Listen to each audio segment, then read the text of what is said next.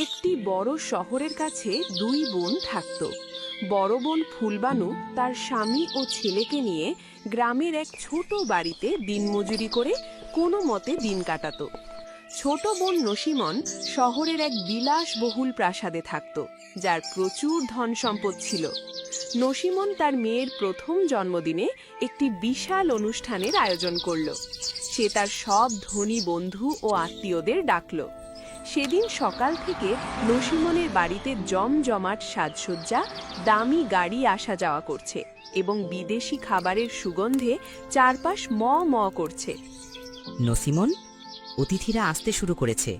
তুমি কি ফুলবানু দিদিকেও ডেকেছো? আমি তোমাকে মনে করিয়ে দিয়েছিলাম। ও হ্যাঁ হ্যাঁ, সেও চলে আসবে। আমি জানি সে খুশি হবে। আচ্ছা শোনো, তুমি বরং অতিথিদের দেখো, আমি একটু আসছি। এই বলে নসিমন ভেতরের ঘরে চলে গেল। আমি কেন সেই গরিব ফুলবানুকে ডাকতে যাব? আমার পার্টিতে যখন আমার বান্ধবীরা দেখবে যে আমার আপন বোন ছেঁড়া পুরনো পোশাকে এসেছে, তখন আমার কতটা অপমান হবে। ও তো আমার মান সম্মান ধূলিসাৎ করে দেবে। দুপুর গড়িয়ে যেতেই শহরের ধনী মহিলারা সেজে গুজে নছিমনের প্রাসাদের দিকে যাচ্ছিলেন। রাস্তার একটি সরু গলি দিয়ে যাওয়ার সময় তারা ফুলবানুর ছোট ভাঙা কুঁড়েঘরটি দেখতে পেলেন। ফুলবানু তখন ঘরের ছাদে কাপড় শুকাচ্ছিল। ও ফুলবানু বোন, তুমি এখনো এখানে? তোমার ছোট বোন নসিমনের বাড়িতে এত বড় পার্টি, ওর মেয়ের প্রথম জন্মদিন। তুমি তো মাসি, তোমার তো সবার আগে সেখানে পৌঁছানো উচিত ছিল। ফুলবানু শুনে চমকে গেল। ও হ্যাঁ হ্যাঁ, আমি জানি। আমি শুধু ঘরের কাজগুলো সারছিলাম। আপনারা যান, আমি একটু পরেই আসছি। ঠিক আছে, তাড়াতাড়ি এসো। আমরা শুনেছি নছিমন নাকি দুবাই থেকে স্পেশাল রাঁধুনি ডেকেছে এবং তাদের পার্টির খাবার নাকি এমন যে আঙুল চেটে খেতে হয়। হ্যাঁ বোন, এটা তো খুব আনন্দের খবর। আপনারা যান, আমি সেজে আসছি। মহিলারা চলে যেতেই ফুলবানুর মুখ ম্লান হয়ে গেল। আমার আপন ছোট বোন, আর সে আমাকে একবার মনেও করল না। হয়তো এত ব্যস্ত ছিল যে ভুলে গেছে। এত বড় খুশির দিনে সে কেন আমাকে ডাকবে না? নিশ্চয়ই কাজের চাপে মাথা থেকে বেরিয়ে গেছে। ও প্রকাশ, শুনছো গো? আজ নসিমনের মেয়ের জন্মদিন। এই মহিলারা বলছিলেন। আমি তো মাসি হয়ে গেছি, আমাদের যাওয়া উচিত। এটা তো খুব ভালো খবর ফুলবানু, কিন্তু সে তো তোমাকে ডাকেনি, তাই না? নিমন্ত্রণ ছাড়া যাওয়া, বিশেষ করে তাদের এত বড় অনুষ্ঠানে, আমার ঠিক মনে হচ্ছে না। সেখানে তোমার অপমান হতে পারে। আরে, ও আমার ছোট বোন, ভুলে যেতেই পারে। এত বড় আনন্দের দিনে নিয়মকানুন দেখা হয় না। মা, চলো না, আমিও আমার ছোট বোনকে দেখতে চাই। আমি তোর বড় দাদা। দেখো গো, আমরা দুজনেই যাচ্ছি। নসিমন আমাদের দেখে খুব খুশি হবে, তুমি চিন্তা করো না। ঠিক আছে, কিন্তু বেশি দেরি করো না, আমাকে কাজে যেতে হবে। আমি চললাম। এই বলে প্রকাশ কাজে চলে গেল। ফুলবানু নিজের হাতে বোনা কম্বলটি নিয়ে ছেলেকে সঙ্গে করে নসিমনের প্রাসাদের দিকে হাঁটতে শুরু করল। আমার কাছে সোনার উপর কোনো উপহার নেই, কিন্তু এই উলের কম্বল, এটা আমি ভালোবাসা দিয়ে বুনেছিলাম। ভেবেছিলাম বাচ্চার জন্ম হলে দেব। আজ এটাই নিয়ে যাই। হ্যাঁ মা, এই কম্বলটা তো খুব সুন্দর। মাসির খুব পছন্দ হবে।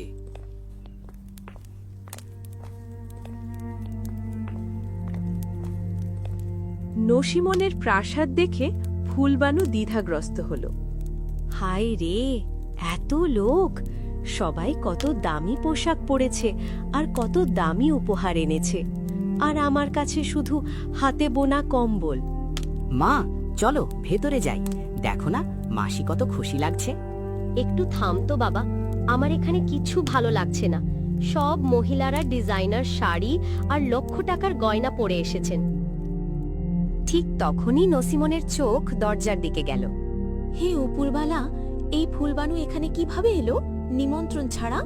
যদি কেউ জেনে যায় যে এই আমার বোন, তাহলে আমার লাখ টাকার ইজ্জত আজ মাটিতে মিশে যাবে।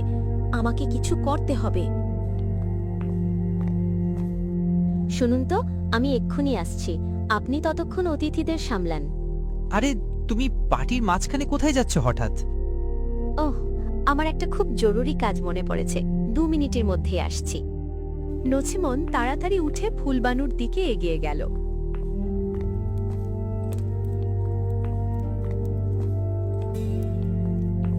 অভিনন্দন আমার প্রিয় বোন।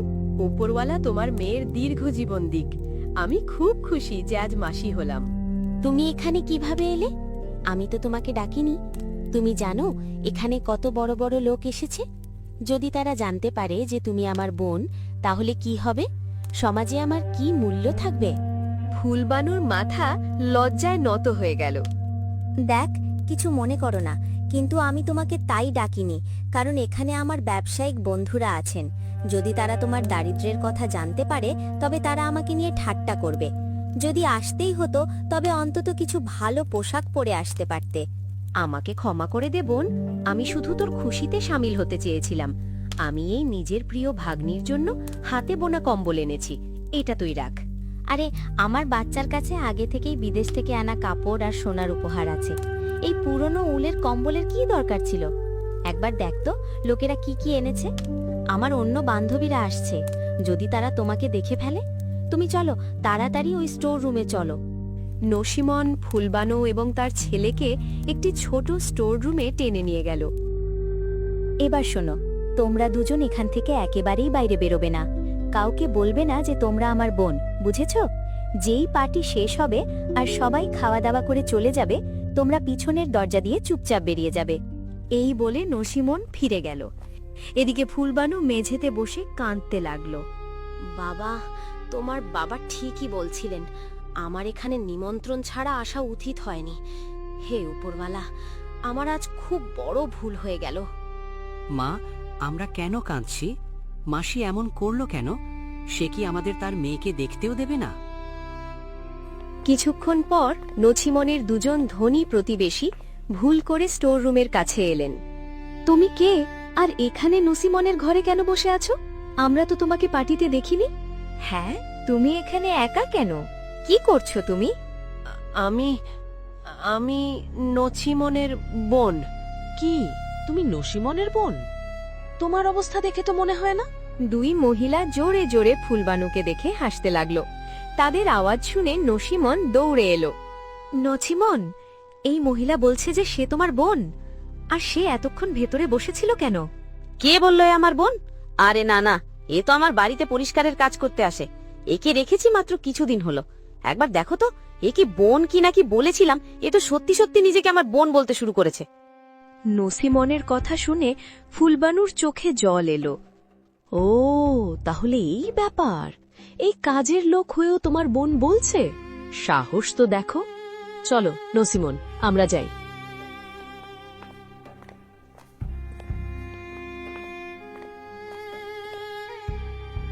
তাদের সামনে মুখ খোলার সাহস কি করে হলো তোমার? আমি বারণ করেছিলাম না? আমাকে মালুম আছে তুমি ইচ্ছে করে এমন করেছো যাতে আমার অপমান হয়। তুমি আমার বোন না, তুমি আমার শত্রু। নসিমন, আমাকে ক্ষমা করে দে। ওরা হঠাৎ করে এসে প্রশ্ন করতে শুরু করলো। আমি ঘাবড়ে গেলাম আর ভুল করে মুখ থেকে বেরিয়ে গেল। আমি ইচ্ছে করে কিছু করিনি। মিথ্যা বলছো তুমি। তুমি সব ইচ্ছে করে করেছো। তুমি আমার মেয়ের এত বিশেষ দিন ছিল, সব নষ্ট করে দিলে। এবার এখান থেকে চলে যাও, আর তোমার মুখ আমাকে আর কখনো দেখাবে না। কিছুক্ষণ পর নছিমনের প্রাসাদের দরজায় আবার কড়া নাড়ার শব্দ হলো।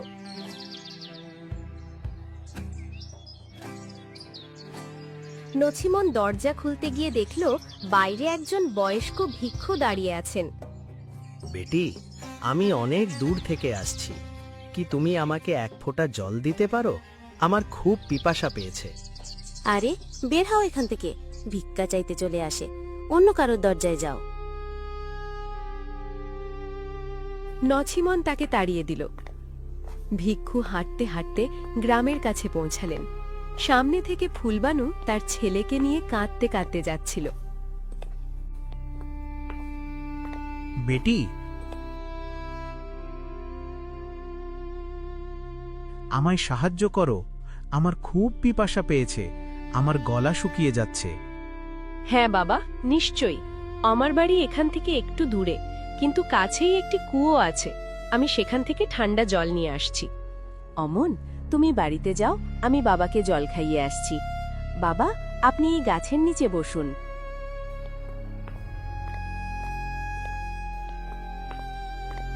ফুলবানু জল নিয়ে এলো। নিন বাবা, জল পান করুন। বেটি, তুমি আজ শুধু আমাকে জল দাওনি, তুমি আমার জীবন বাঁচিয়েছ। উপরওয়ালা তোমাকে সর্বদা সুখী রাখুন। এটা তো আমার কর্তব্য ছিল বাবা। বাবা, আপনাকে খুব দুর্বল লাগছে। কোথা থেকে এসেছেন? আপনি আমার বাড়িতে চলুন, আমি আপনার জন্য কিছু সাধারণ খাবার বানিয়ে দেব। বেটি, আমি দূর থেকে এসেছি, তুমি জল পান করালে এটাই আমার জন্য অনেক বড় উপকার। আমি এবার চলি। না বাবা, আপনাকে এভাবে যেতে দিতে পারি না। আপনি আমার বাবার মতো। আপনি খুব ক্লান্ত। চলুন আমার বাড়ি, কিছু খেয়ে নিন, আপনি একটু শক্তি পাবেন। ঠিক আছে বেটি, যদি তুমি এত করে বলছো তবে চলো।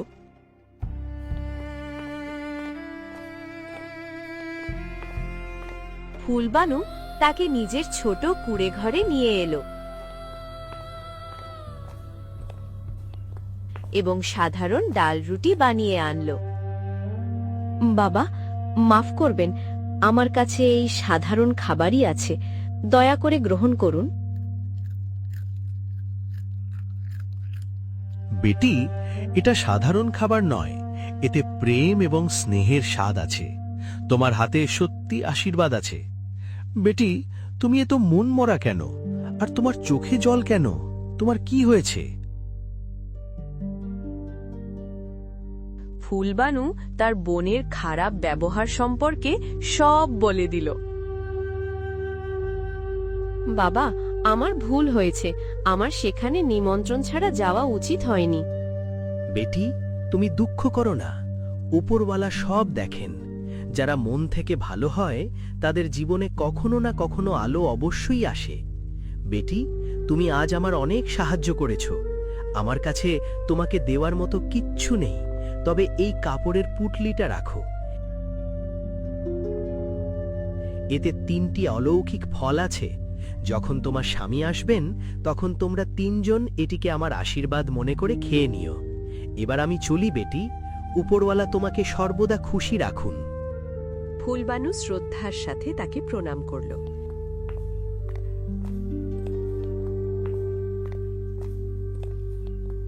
কিছুক্ষণ পর প্রকাশ বাড়ি ফিরল। তুমি খুব ভালো কাজ করেছো ফুলবানু, এটাই আসল ধর্ম। বাবা বলেছিলেন যে আপনি আসলে আমরা 3 জন মিলে এই ফলগুলো খাবো।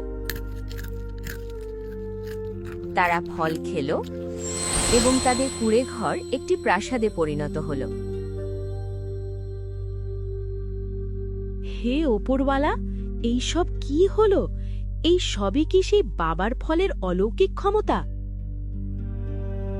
তুমি ঠিক বলছো ফুলবানু, তিনি সাধারণ মানুষ ছিলেন না।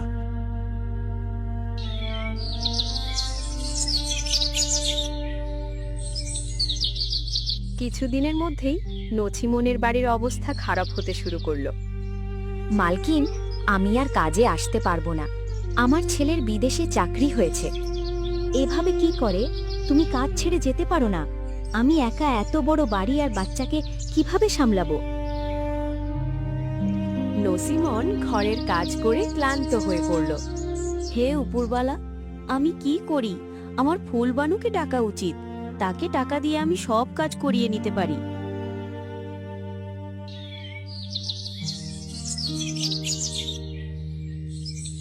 পরের দিন সকালে নছিমন ফুলবানুকে খুঁজতে তার গ্রামে পৌঁছালো, কিন্তু সেখানে তার পুরনো কুঁড়ে ঘরের জায়গায় একটি বিশাল প্রাসাদ দাঁড়িয়েছিল।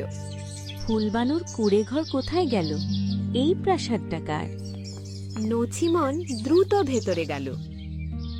আরে ফুলবানু, তুই এখানে কি করছিস? এই এত বড় সুন্দর বাড়িটা কার? আরে নছিমন, আমার বোন, এসো ভেতরে এসো, এই বাড়িটা আমারই। কি? এটা কিভাবে সম্ভব? তুই মিথ্যে বলছিস। তোর তো ছোট কুঁড়ে ঘর ছিল। আমি সত্যি বলছি নছিমন, যেদিন তুমি আমাকে অপমান করে তাড়িয়ে দিয়েছিলে সেদিন রাস্তায় আমার সাথে এক বয়স্ক ভিক্ষুর দেখা হয়েছিল। আমি তাকে জলপান করাই এবং খাবার খাওয়াই। তিনি আমাকে আশীর্বাদ স্বরূপ 3টি ফল দেন।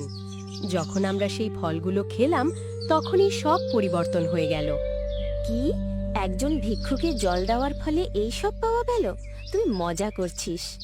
না নসিমন, এটা সত্যি। তিনি কোনো সাধারণ ভিক্ষু ছিলেন না। তুই আমার হক কেড়ে নিয়েছিস ফুলবানু। ওই ভিক্ষু প্রথমে আমার বাড়িতে এসেছিল। যদি আমি তাকে জল দিতাম তবে এই প্রাসাদ আর ধন সম্পদ সব আমার হতো। এটা সব আমার অধিকার। না নসিমন, আমি কারোর অধিকার কেড়ে নিইনি।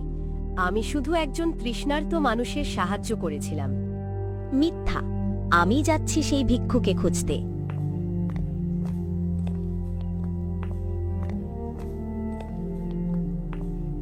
নছিমন ভিক্ষুককে খুঁজতে গিয়ে এক গুরুদেবের কাছে পৌঁছালো।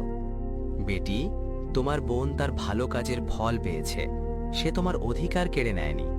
তুমি তো আগে থেকেই ধনী, তোমার কিসের অভাব? আপনি মুখ বন্ধ করুন।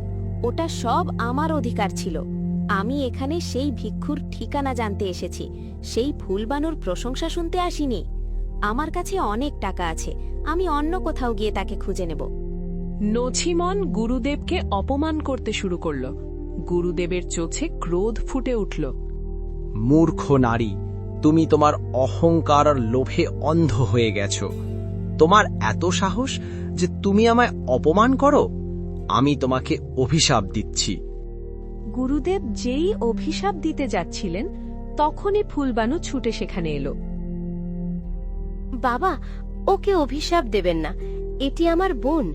এর একটি ছোট বাচ্চা আছে। যদি এর কিছু হয় তবে ওর বাচ্চার কি হবে? দয়া করে ওকে ক্ষমা করে দিন। বেটি, তোমার হৃদয়ে কোনো বিদ্বেষ নেই। তোমার মুখ দেখে আমি একে ক্ষমা করে দিচ্ছি। এই দেখে নসিমন স্তম্ভিত হয়ে গেল। আমাকে মাফ করে দে বোন। আমি অন্ধ হয়ে গিয়েছিলাম।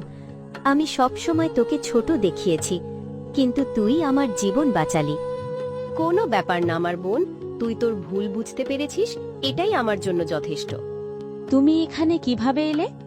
তুমি রেগে বেরিয়ে গেলে আমার ভয় হলো যে তুমি কোথাও কোনো ভুল করে বসো, তাই আমি তোমার পিছনে পিছনে এলাম। তুমি মহান, আমার প্রিয় বোন। দুই বোন ভালোবাসার সাথে একে অপরকে আলিঙ্গন করল। নসিমন বাড়িতে পৌঁছে ক্ষমা চাইল। দিদি, জামাইবাবু, আমাকে ক্ষমা করে দিন। আমি আমার সব ভুলের জন্য মন থেকে লজ্জিত। আমরা তোমাকে ক্ষমা করে দিয়েছি নসিমন। এখন আমরা সবাই সুখে শান্তিতে একসাথে থাকব। হ্যাঁ দিদি, এবার আমরা নতুন করে শুরু করব। আমার কারণে যে দূরত্ব সৃষ্টি হয়েছিল আমি সব মিটিয়ে দেব। দুই বোনের হৃদয়ে আবার সত্যিকারের ভালোবাসা ফিরে এলো।